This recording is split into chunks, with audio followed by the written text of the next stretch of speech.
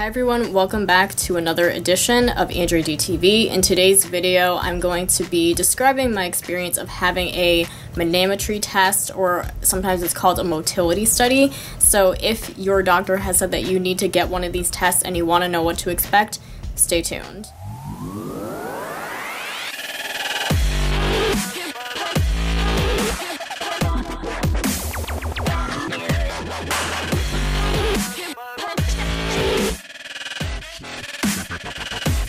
So basically I have problems with like acid reflux and GERD and all these kinds of digestive problems. So my doctor recommended that I get this motility study. It's either called a manometry or sometimes people call it a motility study. And basically it's to measure your swallowing muscles to see if they actually work properly. And I'll just start off by saying it is a really difficult test. It is the I'm just gonna be straight up honest from the beginning. It is the single worst experience of my entire life, and a lot of people have said that. It's no exaggeration. I'm just going to say, if you have a really sensitive gag reflex, do not do this test. I have a really sensitive gag reflex personally. I think even people who don't, it's still like a really difficult test. I think it's nearly impossible to do this test, to be quite honest with you. I don't get how people do this, but I will just describe my experience. This is my personal experience of having a motility test done, and I will tell you what happens, what to kind of expect, and then you can decide for yourself if you want to go ahead and do it. But be forewarned, it is a really difficult test, and I personally would recommend not doing it, to be honest with you. Basically, a motility test, what they do is they take I forget exactly the dimensions of the tube. It might be like 1/4 of an inch or something like that. And it's a tube that they kind of put, it has to go down into your throat, down through your esophagus and into your stomach, but they'll insert it through your nose. They don't try to stick it down your throat. So basically what they do is they apply some kind of numbing agent to your nose and possibly to the back of your throat as well, just to numb your gag reflex and to make it go down a little bit smoother. And they'll take the tube. By the way, you have to fast before this exam. You can't eat or drink anything after midnight before the exam. And this is for a very good reason, as you'll find out later. After they've applied the numbing agent to your nose, they take this tube and they slowly insert it into your nostril, and it will make its way down into your esophagus and down into your stomach. And they can see, they have like a monitor or some kind of computer where they can see where the tube is within your body, and they'll be able to tell when it's in the right position. And they have you sip water as they're putting the tube down, just because it kind of helps it go down a little bit easier. And sometimes it also helps if you're gagging a lot. It kind of just helps to kind of numb that gag reflex. That part alone was really difficult for me because, like I said, I have a sensitive gag reflex as it is, but I think, honestly, I want to say for a lot of people, like your body's natural reaction to having something placed in your throat that is not supposed to be there, your body's first reaction is to try to swallow it, and obviously that's impossible with the tube. So if you can't swallow it, then your second reaction is to try to cough it up. So I was gagging a lot. I've never gagged so much in my entire life. I felt really bad for the nurse that was doing this. I mean, I'm sure she's like seen it all, but like I was gagging like every 5 seconds. I've never gagged so much in my entire life, and it was horrible. It was like the worst experience of my life. And I'm someone who has like an intense phobia of like vomit and vomiting. So I was like panicking, and it was just like a horrible experience just getting it down. And some people I've read can't even make it past that because they're like gagging so hard. And that's why it's important to not eat or drink beforehand, because basically you'd throw up. I tried the water, and like I think this was before I started taking medication again for acid reflux, so I think I had a lot of inflammation going on. So even getting the tube down, it actually hurt my chest and everything. I was feeling like pain from this. So if you feel like you probably have a lot of inflammation and stuff, that's just another reason to stay away from this test, because you might actually feel pain doing this, and you might not really be able to get it down either because there's just so much inflammation. So eventually I was able to get the tube down. Like sipping water kind of helped, but man, it hurt so bad. I can still remember it vividly, like how much it like hurt and everything. Eventually we got the tube down, and I was still gagging a lot because my body again was trying to react by either swallowing it or trying to cough it up, and obviously if it was like attached inside my body, I couldn't do either.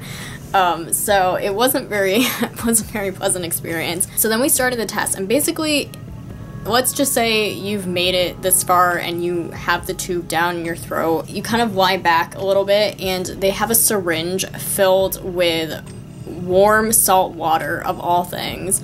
So if you didn't throw up or gag yet, you probably will from that. Basically what they do is they squirt it into your mouth, and you swallow, and you can only swallow when they tell you. I mean, this test, it is like impossible. Just going off on a tangent for a second, after I had this test done, I said if they want to torture terrorists, they need to do this test. Like, this is torture. It's literal torture. It's impossible to do, and it's like, it's just torture. It is. So anyway, you can only swallow when they tell you, because basically when you swallow, it shows up on their computer monitor thing, and they can see what your muscles are doing when you swallow. So if you swallow at any other time, it's gonna screw with the results of the test, I guess. There's a lot of gaps between the times you can swallow. You might be holding it for like 30 seconds to a minute, I don't know, and it's really hard when you have a tube in your throat. Even when you don't, it's hard to like not swallow for a long time. I did hear one tip from some people who have done this test. One tip is that if you stick your tongue on the roof of your mouth like this, that kind of helps you to not swallow. Also, if you have a really bad gag reflex, if you go like this, if you take your thumb and you kind of like squeeze it into a fist like this, that also helps numb your gag reflex. I did try that, and it kind of didn't really work for me, but it might work for you. I think they do the squirts of water maybe like 10 times or something like that, and you can only swallow when they tell you, and you have to like hold it when you can't swallow. They also fill the syringe with some kind of jello stuff, and you do swallows with that as well. And the test probably takes anywhere, I mean, depending on how much you can tolerate this, it probably takes anywhere, I think it's supposed to take like 20 minutes to a half an hour maybe, depending on how quick you can go through it, I suppose. But I think it takes like 20 minutes to a half hour probably. That's provided you actually make it through the whole exam, which I don't even know how many people really do. I honestly didn't make it that far, to be completely honest with you. So I don't really know exactly what happens beyond that. I'm assuming like once you're all done, they take the tube out, and some people might experience like a little bit of irritation in the nose or the throat. Some people do experience a nosebleed, but after the tube is removed, that pretty much goes away. By the next day, it should go away. So that might be the only thing you experience. If you're able to do the test, like you get through the test fine and everything, that might just be the only thing you have like afterwards as far as like post effects. I wasn't able to get that far. I did try doing the swallows with the water, and I had a hard time not swallowing when she asked me to, because again, my body was trying to like swallow the tube because it like knew it wasn't supposed to be in my throat. I couldn't like not swallow when she asked me to. I was gagging a lot, and then eventually I actually did throw up. I think I must have just thrown up the water that she had given me. They do give you a little like bucket thing in case you do throw up, so that's good. I recommend if you have long hair, tie your hair back and stuff, just in case if you do throw up, you don't get it everywhere. After I threw up, my body just like reacted without even thinking. I just like ripped that tube right out of my nose. There was like blood on the end of it and everything. It was so disgusting, but I wasn't even thinking. I ripped that tube right out, and I just got it out of me as fast as I could. And I'm just like, I'm sorry, I can't do this test. Unfortunately, I don't think there's really an alternative for this test. I think it's not honestly all that uncommon for people to not be able to do this test, because I think a lot of people cannot do this test. The people who can, I don't know, like, how they do it. Unfortunately, I wasn't able to complete the test. I was only able to get so far before things just went awry. Like I said, I don't think there's any kind of alternative for taking this test. There are other tests you can take for acid reflux and stuff like that, but basically you have to take this test if you want to get the LINX surgery, where they wrap like a cord around your esophagus or something like that. You like have to have to do this test, because otherwise if they see that your swallowing muscles don't work a certain way and you get this surgery, then you won't be able to swallow correctly or something like that. So it's very important, if you're trying to get approved for this surgery, you do have to do this test. My overall thoughts on it, it's really difficult to do. I would say it's like impossible, to be honest. Definitely, I would say if you have a sensitive gag reflex, don't do this test. Don't even bother. Just tell your doctor, like, I don't think I'm going to be able to do that. Because I pretty much can guarantee you probably will at least gag a lot. You might even throw up, and it's just a really, really unpleasant experience. I mean, I've had some very unpleasant experiences in my life. Like, I've had a lot of surgeries. I had, if you know what a Lizaroff device is, where it's like pins and needles in your leg, I've had that. I've had countless blood tests, needles all over me. Like, I've had some really painful kinds of experiences, and this by far was the worst experience of my entire life. I couldn't do it. After what I've told you, if you feel like you could, you know, if you think, oh, that's fine, I think I'll be able to do it, by all means go for it.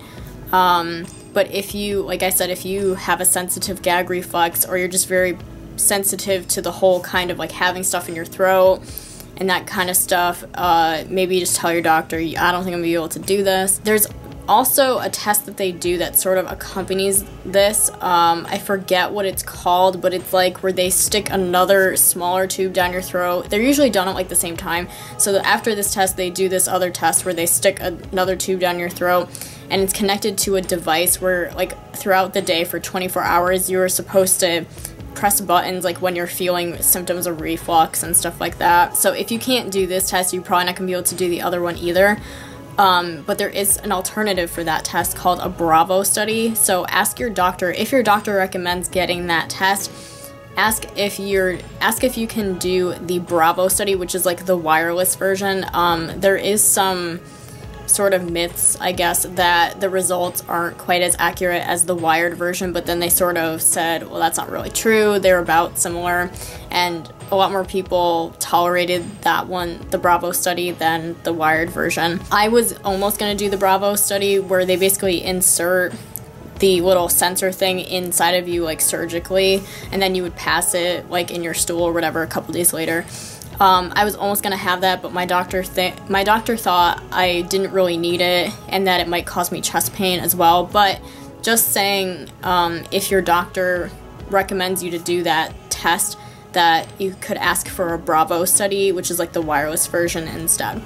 So I'm really sorry if you were watching this video to find out, like, oh, my doctor said I have to have this test and I want to know what to expect, and then you hear, don't do it, you're going to throw up, you're going to gag a lot. I'm really sorry, but it is the truth. It's what I personally experienced, and honestly, a lot of people, I think, have experienced that. Like I said, if you heard what I have to say and you feel like you'll be fine, by all means, go for it.